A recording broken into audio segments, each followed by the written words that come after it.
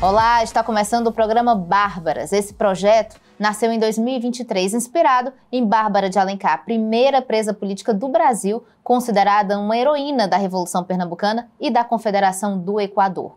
Durante esses 3 encontros, vamos estar debatendo temas de enorme relevância para a realidade das mulheres. O Bárbara não é um espaço neutro. O Bárbaras tem um lado, uma missão, um propósito. Celebramos pessoas bárbaras que representam todas as bárbaras que acordam cedo, estão nos pontos de ônibus e enfrentam a vida. Celebramos a diversidade de gênero, de credo, de cor e diversidade cultural. Celebramos o espaço de fala, o respeito às ideias e convocamos a todas, todos e todes a agirmos, provocarmos mudanças com nossa fala e nossos gestos. Sugerimos caminhos, ensinando, mas também aprendendo. Este programa tem o patrocínio do Governo do Estado do Ceará e o apoio SESI e SENAI. É uma realização do Povo e da Companhia de Comunicação e Informação.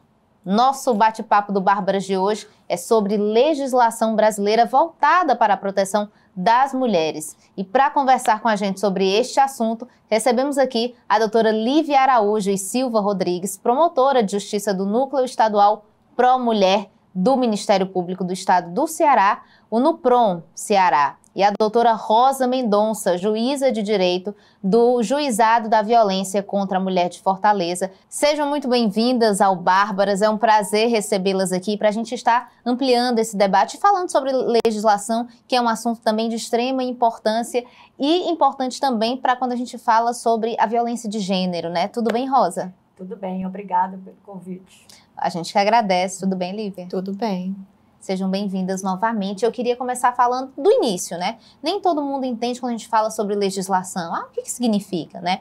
Então, em que pé estamos quando a gente fala da legislação brasileira, doutora Rosa, em relação à violência de gênero? Bom, nós temos um grande marco, né, na nossa legislação, que é a Lei Maria da Penha, né, que está em vigor no Brasil desde 2006. Né? Então, nós estamos com 18 anos de Lei Maria da Penha. Então, esse foi o marco principal na nossa legislação no tocante à proteção da mulher. Né? É uma lei extraordinária, é um verdadeiro divisor de águas, né, porque a situação da mulher antes da Lei Maria da Penha era uma situação terrível, né? E agora a situação é outra, né? Melhorou bastante, mas é claro que ainda precisa, né, nós avançarmos muito no tocante à proteção da mulher, né? E a Lei Maria da Penha é uma lei realmente extraordinária, é uma das 3 melhores leis do mundo, né, nessa matéria de enfrentamento e assistência à mulher. Nós só ficamos atrás mesmo da Espanha e do Chile. E fora a Lei Maria da Penha, nesse decorrer dos 18 anos, né, de existência da lei, nós tivemos diversas alterações, né, alterações importantíssimas, né, que vieram, né, fortalecer, né, ainda mais a proteção da mulher e fortalecer também a Lei Maria da Penha. Né. Recentemente nós tivemos o feminicídio, né, que foi importantíssimo, não só a questão do aumento da pena, né, que o feminicídio agora aumentou consideravelmente a pena, né, agora nós estamos com a pena de 40 anos, né, mas porque veio capitular esse homicídio de mulheres que antes do feminicídio não era capitulado, caía na vala comum dos homicídios, né? Então nós não tínhamos números, nós não tínhamos estatística, nós não tínhamos políticas públicas, nós não tínhamos como trabalhar, né, até a questão da prevenção. Porque o feminicídio, ele é um crime que ele pode ser prevenido, né? Por quê? Porque ele é um crime anunciado. Né? Então é importante, né, essa capitulação para que a gente, né, pudesse trabalhar todas essas questões. E muitas outras, né, na própria Lei Maria da Penha, as medidas protetivas, que eu considero assim, é o coração da Lei Maria da Penha. Eu acho que a medida protetiva ela tem salvado muitas vidas, né? E muitas alterações na própria medida protetiva, muita coisa que muitos juízes já faziam, juízes e juízas já faziam, mas que houve uma alteração, como, por exemplo, um olhar mais para quem comete a violência, né? Até porque a Lei Maria da Penha, ela não é uma lei que ela só veio para punir, né? Como erradamente muitas pessoas pensam, né? Ela veio para educar, ela veio para prevenir, né? Veio para ela dar assistência, então ela trabalha em muitos eixos. E é importante, né, a gente tratar esse homem, reeducar, sensibilizar para que não se cometa, né, mais violência, né? E muitas outras alterações, o descumprimento de uma medida protetiva, que hoje ele é um crime, né, mas que quando a lei foi promulgada não era, ficava muito ao arbítrio, né, de quem estava aplicando a lei, né, entender aquilo ali como um crime ou não. A questão, por exemplo, de uma vítima de violência matricular um filho numa escola de um bairro qualquer onde ela for morar, né, independente de vaga, e sem que ninguém na escola tome conhecimento, né, uma coisa que já existia, já era aplicada, mas que agora, né, foi regulamentada. Então, é uma legislação muito importante, a importunação sexual também, que era uma coisa que importunava, né? Importuna muitas mulheres, e muitas outras alterações que vieram fortalecer, né, essa luta de combate à violência contra a mulher. Perfeito. Doutora Lívia, foram muitos avanços, de fato, quando a gente fala em legislação brasileira. E o Ceará, inclusive, a gente tem as estatísticas dizem que somos o estado, né, no país em que a gente diminuiu drasticamente o segundo, se eu não me engano, né, nas estatísticas aí do feminicídio. Então, foram avanços importantes na legislação brasileira em relação à violência de gênero, né, quando a gente está falando sobre violência contra a mulher. O que representa isso na luta, no combate contra a violência, doutora Lívia, esse avanço, né? Ou esses avanços, no caso? Sim. Bom, a gente observa com as alterações da lei, como conversávamos mais cedo, você vai ter dois reflexos nas alterações da lei. Você vai ter condutas que antes não eram previstas como crime e agora estão previstas como crime. Essas condutas, a partir do momento que a população toma conhecimento dessas condutas, que essa informação chega à população, que aquela conduta prévia a uma lesão corporal, como um tipo de perseguição, um tipo de violência psicológica, que antes não tinha uma previsão específica como crime e agora tem, a partir do momento que essa conduta se caracteriza como um crime, você vai ter, por consequência, mais denúncias desse tipo de conduta, que antes era uma violência sofrida, porém não denunciada, não processada. Então, você observa um aumento, a partir do momento que você especializa condutas, prevê no Código Penal, na legislação extravagante, que é o que a gente chama que complementa a legislação penal, você vai ter, obviamente, um aumento no número desses tipos de conduta que agora são previstos como crime.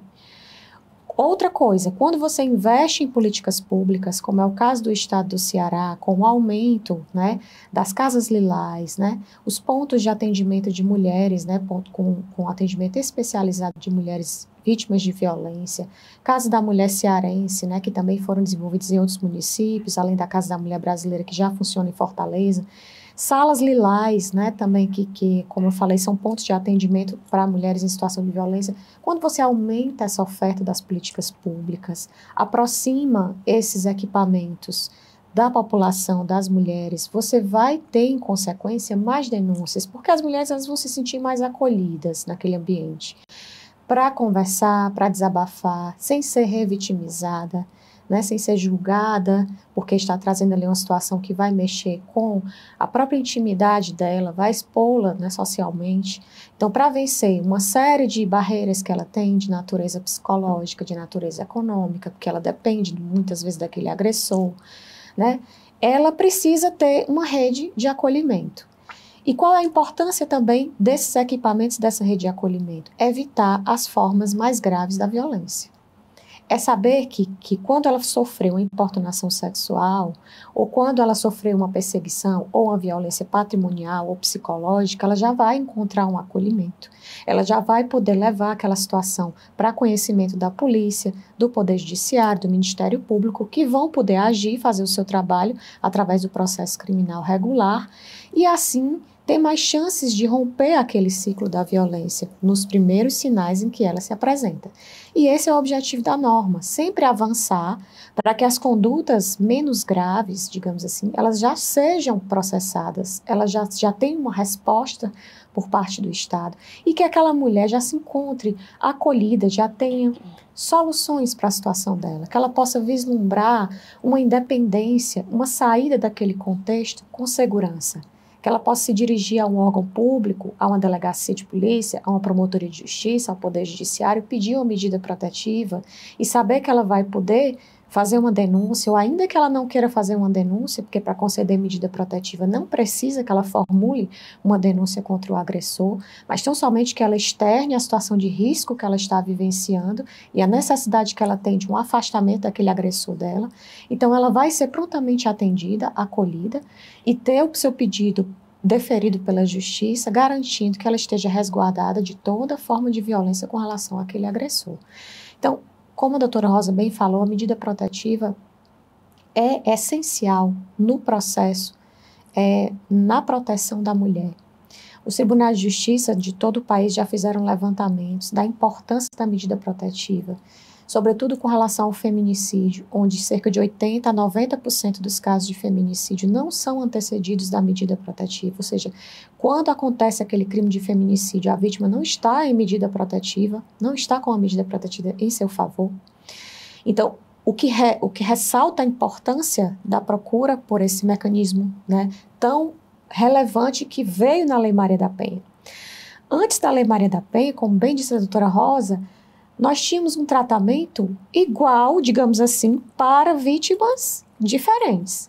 Quer dizer, você tinha uma situação de lesão corporal contra uma mulher em situação de violência doméstica que era processada da mesma forma que uma lesão corporal contra qualquer pessoa da sociedade, em que ali era possível fazer uma transação penal, né? Se estabelecer ali um pagamento em termos de cesta básica ou de prestação pecuniária e o processo ser encerrado. Tínhamos um tratamento igual quando, na verdade, o crime era completamente diferente porque ele tinha uma vítima específica, né? Ele era direcionado para uma pessoa, aliás, para uma mulher específica, né? Em contextos sociais totalmente diferentes, em contextos íntimos completamente diferentes, com uma subordinação de natureza psicológica, de natureza afetiva, de natureza econômica, que era que a diferenciava. Recorte racial, né? Sim. Hoje em dia, a legislação prevê exatamente o que é uma violência de gênero. Porque o que é considerado uma violência de gênero para caracterizar aquele crime como um feminicídio, para imputar uma pena mais alta para aquela conduta. E aí tem que estar realmente naquela relação doméstica e familiar, onde a mulher se encontra em uma situação de vulnerabilidade com relação àquele agressor, ou que aquela mulher seja vítima de uma situação de preconceito em razão de ser mulher, né? Então, assim, todas as vezes que você considerar essas duas situações, se você tiver presente, uma dessas circunstâncias estiverem presentes, a sistemática com relação àquela conduta vai ser outra, vai ser mais grave, vai ser especial. Vai se aplicar a Lei Maria da Penha, vão se aplicar os dispositivos do Código Penal que prevêem penas mais altas. O feminicídio hoje ele vai de 20 a 40 anos de prisão. É a maior penalidade do Código Penal. Então é importante que a sociedade tome conhecimento da gravidade, né, das consequências que podem surgir quando praticam a violência nessas circunstâncias de violência de gênero contra a mulher, e saber o que é que pode acontecer com o agressor. Então, é esse tipo de reflexão que a gente precisa levar. As crianças, os adolescentes, nós mesmos, já ainda no nosso contexto, porque nós temos um conteúdo machista, uma cultura machista que nós já trazemos dos nossos antepassados, uma normalização de condutas que só homem fazem, que mulher não faz, trabalhos para mulher, trabalhos para homem, e essa cultura ela vai se perpetuando e ela vai sendo uma violência simbólica que depois vai se materializando numa violência física, porque com ela cresce a intolerância. O quê? Você é mulher, você não era para estar aqui. Você não era para estar fazendo isso, liderando, coordenando. Você era para estar coordenando outra coisa, a casa, os filhos, outras situações. E a questão da igualdade não é a questão da gente, nós mulheres, querermos ser melhor do que o homem, né? A gente não está querendo isso, até porque ninguém é melhor, né? O que a gente quer é exatamente essa questão da igualdade. Termos o direito de uma mulher, né, ser contratada, né, na empresa e ela, mesmo grávida, ter o direito àquela licença e quando voltar, né, não ser demitida. E ganhar a mesma coisa que o homem, como a doutora Lívia falou, exercendo a mesma função. O que a gente vê em algumas empresas é que essas mulheres não são contratadas, mulheres em idade fértil não são contratadas. Por quê? Porque aí o empregador já fica pensando, aí vai casar, vai ter filho, aí vai começar a faltar, porque tem que levar o filho para a escola, tem que levar o filho para o médico, e o homem, né, onde é que fica nessa situação? Exatamente, eu estava procurando aqui, porque teve uma pesquisa recente que eu estava lendo, que foi feita por pesquisadores de Harvard, até falei no outro programa, né? Mas é porque eu fiquei com isso na cabeça, dizendo que o principal empecilho para a mulher no mercado de trabalho não são os filhos, é o marido, né? Uhum. Então, na verdade, tudo foi deturpado, inclusive isso, né? Que nos tiraram a possibilidade do mercado de trabalho, dizendo que a gente tinha que procriar. Mas quando, na verdade, o companheiro ali é que muitas vezes é esse empecilho, né? Porque muitas vezes, inclusive, a mulher deixa de ascender profissionalmente porque ela está ali segurando as pontas em casa para que o marido possa ser promovido, para que o marido possa trabalhar, porque ele sempre, historicamente, nem sei porquê, acho inclusive que eu trabalho melhor sim que muitos homens, tá lá provendo o sustento da família enquanto a mulher está nesse trabalho dos cuidados, né? Mas pensando nessa perspectiva das desigualdades, a lei também, durante todo esse tempo, ela foi muito desigual. Ela trata nós desigual, de forma desigual, ela vê a mulher de forma desigual. Como é que a gente, dentro do sistema, da legislação, dentro do sistema, a gente consegue combater isso e avançar no quesito? Porque não basta ter uma lei que verse sobre a violência de gênero. A gente tem que ter leis que também nos cubram nas demais formas do convívio social. Porque se no mercado de trabalho a gente é tratada diferente. Se na sociedade, na hora de empreender, é tratada diferente. Eu quero acesso ao crédito, sou tratada diferente. Então, a lei tem que também estar do meu lado. Então, como é que a gente trabalha nesse contexto, essa desigualdade que já existe e que já faz parte da história do nosso sistema de leis? Como é que a gente faz isso? É possível? Assim, todas as formas de discriminação, né, de gênero, raça, cor, etnia, elas são banidas, né? Assim, não posso falar com mais propriedade com relação à área trabalhista ou empresarial, porque realmente não é muito nosso ramo, né, doutora Rosa? Mas, assim, toda forma de discriminação, ela é punida, inclusive, pela própria legislação penal, né? Então, a Lei Maria da Penha, ela vem trazer uma universalidade de direitos e que são perfeitamente plausíveis, executáveis, né? Você tem, como a doutora Rosa falou, a oportunidade, a garantia, não é a oportunidade, a garantia de matricular o seu filho próximo à sua residência se houver uma mudança em razão de uma situação de violência doméstica. Você tem uma garantia de um atendimento prioritário no sistema de saúde, no sistema de segurança, que inclusive foram as últimas alterações na Lei Maria da Penha. Você tem uma proteção com relação a sigilo da vítima, para que não seja publicizado o nome dela naquele processo, não é? Então, todas essas legislações, essas disposições vêm para proteger a mulher, além do incentivo profissional, para que ela seja encaminhada para fazer uma capacitação, para que ela tenha uma oportunidade de emprego. E aí, mesmo que você não tenha uma lei que estabeleça, digamos assim, que determine que aquela empresa contrate em tais circunstâncias, assim, mas você tem os incentivos, né? Aqui mesmo no estado do Ceará, existem os incentivos que são concedidos pelo governo do estado a partir de empresas que tenham essas iniciativas que prestigiem, que priorizem o tratamento isonômico, baseado em raça, cor, etnia, que tragam políticas, né, de desenvolvimento, de prioridade desse tratamento. Então, assim, eu acho que além da legislação, porque a legislação ela já vai prever em níveis de penalidade, né, criminal, a não ser que esteja dentro do âmbito de algum acordo coletivo de trabalho, de algum regimento interno, assim, mais específico da empresa lá ou da organização social. Mas, de toda forma, nós temos os incentivos e que são muito importantes, né, de iniciativas deste nível. Agora, por exemplo, nós temos o protocolo Não é Não, que determina que estabelecimentos comerciais do ramo do entretenimento, com shows, né, fechados, em ambientes fechados, com o consumo de bebida alcoólica, eles tenham que cumprir o protocolo Não é Não, garantindo que mulheres em situação de violência dentro dos seus ambientes, elas sejam atendidas por pelo menos um colaborador capacitado, certo? Que ela seja comunicada dos direitos, que haja um comprometimento de contribuir com as provas de um crime que tenha acontecido ali dentro daquele ambiente, certo? Então, assim, já está valendo essa. Já está na lei. Só que o que é que nós temos trabalhado no Ministério Público? Semana que vem, inclusive, a gente vai iniciar a primeira capacitação fornecida aberta ao público, mas com um direcionamento para esses estabelecimentos comerciais que queiram encaminhar um colaborador para fazer essa capacitação, onde nós vamos ministrar quatro módulos explicando o que é a violência de gênero, como identificar as formas de violência, o que é o protocolo Não é Não, quais são os direitos da vítima, quais são as obrigações do estabelecimento, e os outros dois por psicólogas de formação na área, explicando como acolher uma mulher em situação de violência e como encaminhá-la para a rede de proteção.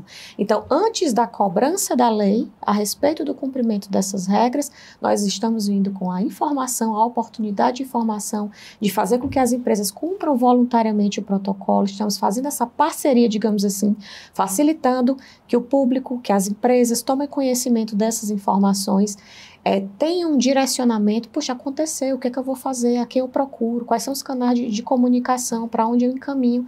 Aqui, muito importante. Nós vamos direcionar. E como é que faz para participar? Basta se inscrever no site da Escola Superior do Ministério Público, já está lá a divulgação, é a campanha Eu Respeito Não. Essa capacitação ocorrerá na próxima semana, nos dias 3 e 4 de dezembro, ainda dá tempo de se inscrever, a gente está querendo fazer a máxima divulgação desse evento, que vai ser muito importante. Caso as empresas mandem um colaborador para fazer essa capacitação e queiram cumprir voluntariamente o protocolo, inclusive o Ministério Público vai fornecer material informativo para que elas divulguem dentro dos seus estabelecimentos toda a rede de contato de atendimento à mulher, e também aquela empresa será reconhecida na página do Ministério Público como um local seguro para mulheres, porque está se comprometendo voluntariamente em cumprir o protocolo Não é Não. Muito então bacana. É isso que eu digo. Você tem a lei, mas você precisa ter iniciativas de envolvimento da sociedade no cumprimento voluntário dessa lei. Esses protocolos, eles são, eu acho, importantíssimos. O caso, por exemplo, daquele jogador, né, da Espanha, do Daniel Alves, né? Então, houve aquela questão, né, do estupro e tudo mais, e lá tem um protocolo, né, que assegurou, né, aquela questão da prova. Né? Então, é importante essa questão, né, dos estabelecimentos, né, terem esse protocolo. E essa parceria é muito importante porque você traz essa capacitação, né? Muitas vezes a pessoa não sabe nem como agir, não sabe nem como oferecer um suporte. É como, por exemplo, eu lembrei outro dia, eu estava num restaurante que eu gosto, né, que chegou lá, contaram que um senhor estava passando por debaixo de uma parte de decoração e uma estrutura quebrou e caiu na cabeça dele, né? E na hora ninguém soube como agir. Faz o quê? Chama o hospital? O que os funcionários devem fazer? Como é que é o procedimento? Às vezes o estabelecimento age de forma errada, mas é só porque ele não sabe, né? Então você tem a lei, mas é importante também o poder público chegar junto em ações como essa, de capacitação. Porque você cobra, mas você também dá o suporte, né? A gente tá chegando aqui ao final da nossa live, mas eu queria falar um detalhe aqui muito importante que eu acho, que é quando a gente fala em violência de gênero, a gente tem um recorte, sim. Às vezes a gente fala assim, não tem classe, não tem, sim. Tem um recorte, né? São mulheres negras, são mulheres da periferia, são mulheres que têm, sim, endereço, né? Na maioria dos casos. Há um esforço suficiente para incluir mulheres indígenas, negras, quilombolas, periféricas? Como é que a lei hoje pensa em relação a isso? Porque a gente tem um recorte e... como a gente fala, são muitas camadas, né? Então, a lei hoje, ela prevê essas camadas, tem um suporte, um acolhimento e sabedoria suficiente no sentido de entender que existem essas camadas e que essas mulheres são a maioria, sim, nos casos de violência. Como é que a lei prevê também é isso, as camadas inteiras, né? E consegue abarcar tudo isso de uma forma como ela deve ser, como ela deve fazer. Assim, né, o que é feito hoje, né? Nós hoje temos muitas capacitações, né, inclusive com perspectiva, né, de gênero, e isso ajuda muito nessa questão. Agora, que realmente o maior número de denúncias, né, que chega, né, ao sistema de justiça é realmente da mulher da classe menos favorecida. Né? A mulher da classe média alta ou da classe alta, ela denuncia muito pouco. E também muitas mulheres negras. Agora, nós não temos denúncia, por exemplo, de pessoas portadoras de deficiência, né? O número é muito pequeno. Indígenas também, né? É muito pequeno.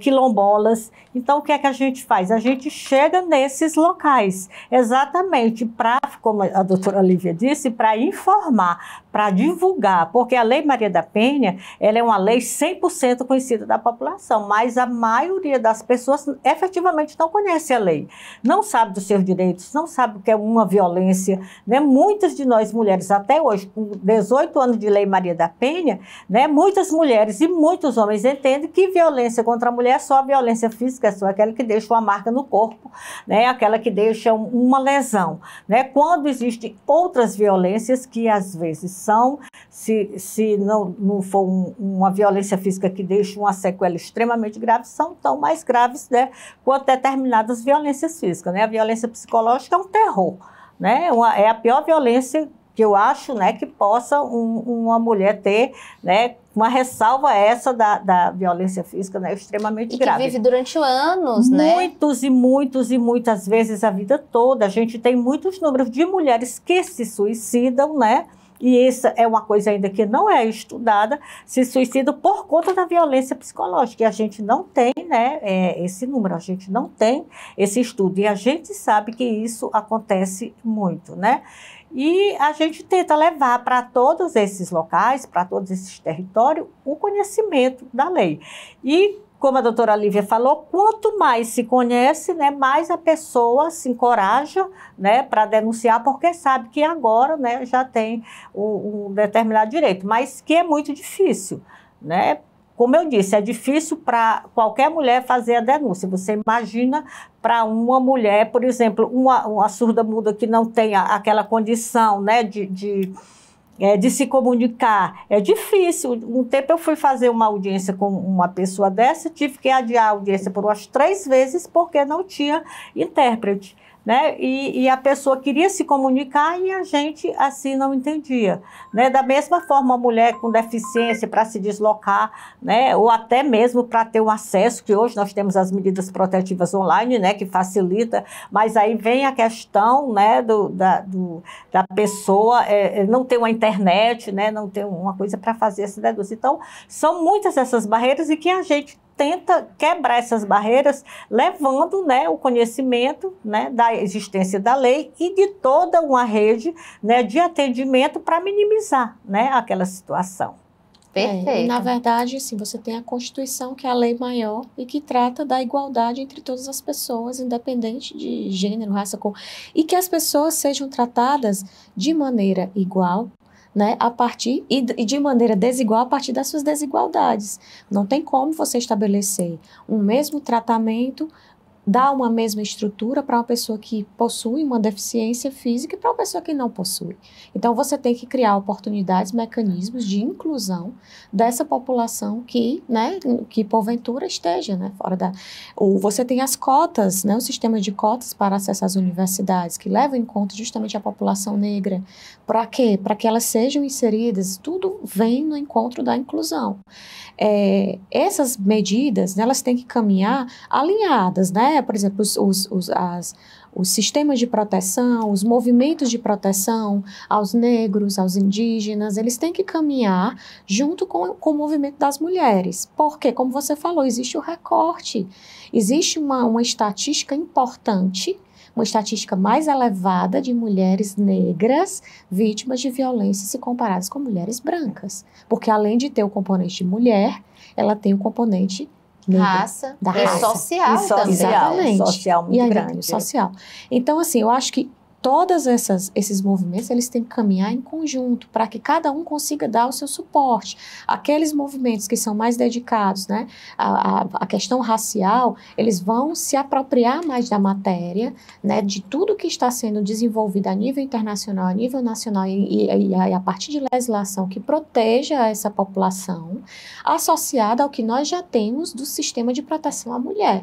Então, a gente dialoga muito, não é? Inclusive nos nossos movimentos, né, os nossos eventos, a gente tem uma participação muito importante dos movimentos sociais, né, de proteção de raça, dos indígenas, a gente tem e mulheres, né, representando esses movimentos, elas se fazem muito presentes nos nossos eventos de proteção à mulher. E só para complementar, é importante também que nós que prestamos esse serviço, nós também sejamos, né, capacitados sobre tudo isso. Com toda certeza. Né, sobre todas essas questões, sobre a história mesmo, né, da história do negro, né, como foi, a história do indígena, o aspecto histórico, né, nós temos que ter conhecimento e sermos capacitados, todos nós, juízes, promotores, defensores, servidores, né, as pessoas que trabalham na perícia forense, sermos capacitados sobre todas essas questões, né, para que a gente possa